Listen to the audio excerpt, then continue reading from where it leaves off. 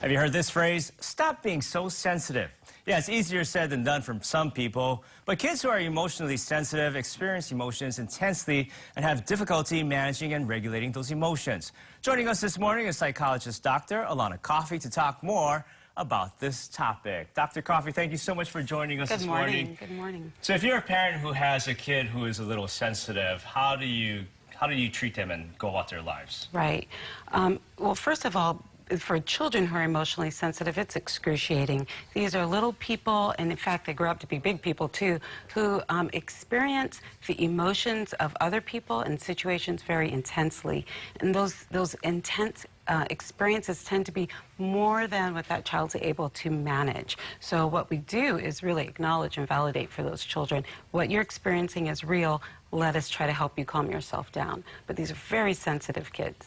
But there might be some stigmas out there that's like negative associated with being labeled as sensitive. But what are some of the positives? Right. So, so it's kind of like if you go to the optometrist and you get your eyes dilated and you're open and exposed and you don't have shades. I think that's how a lot of these children describe feeling. It's like, I feel that so acutely.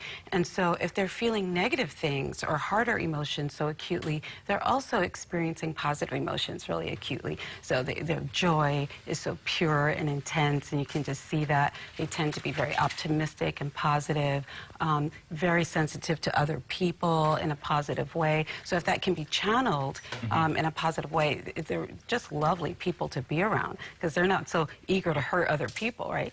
Yeah, they see life differently. So what should you do as a parent if you have a sensitive kid? Right. So, you know, for parents who have sensitive children, they themselves may be sensitive adults, or they are around other sensitive adults. So we recommend please come and get some professional support around that, because what we teach is things like emotional regulation. It's kind of like anger management, but it's feelings management. It's how do you handle all that data that's coming at you.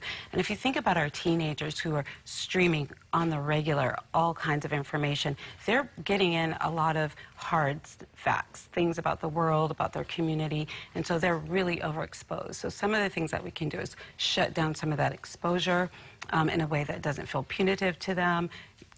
We teach them how to set boundaries, positive boundaries, a lot of assertiveness training, communication skills. Again, these are beautiful people, often misunderstood, disenfranchised. If you've got a sensitive person in the workplace, sometimes we start to maybe avoid them because we feel like they have a lot of drama. So we don't want these folks getting socially isolated or feeling disenfranchised. We want to validate those feelings and just help them shield a little bit better. Now, I feel like this topic, stop being so sensitive, can apply to everyone, not just kids, teenagers, but adults, because a lot of people are pressured by social media, what everybody thinks. So how do you just kind of tune everything out and says, I'm just going to do me?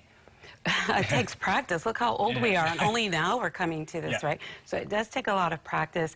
We're taught to be, you know, sensitive to other people's feelings. That's actually a virtue and a value, right? So there's, you know, when to be sensitive and how much to be sensitive. That's a conversation of boundaries. And I remember growing up and our parents would tell us things to try to help us with this, like, oh, sticks and stones will break your bones, but words will never help you. So our parents were already trying to teach us how to weed out some of this information, but maybe we could go back to a little bit more of that kind of stuff. Yeah, because I totally agree. At some point, you mature in life and then you realize all that other noise is not important. Yeah. All right.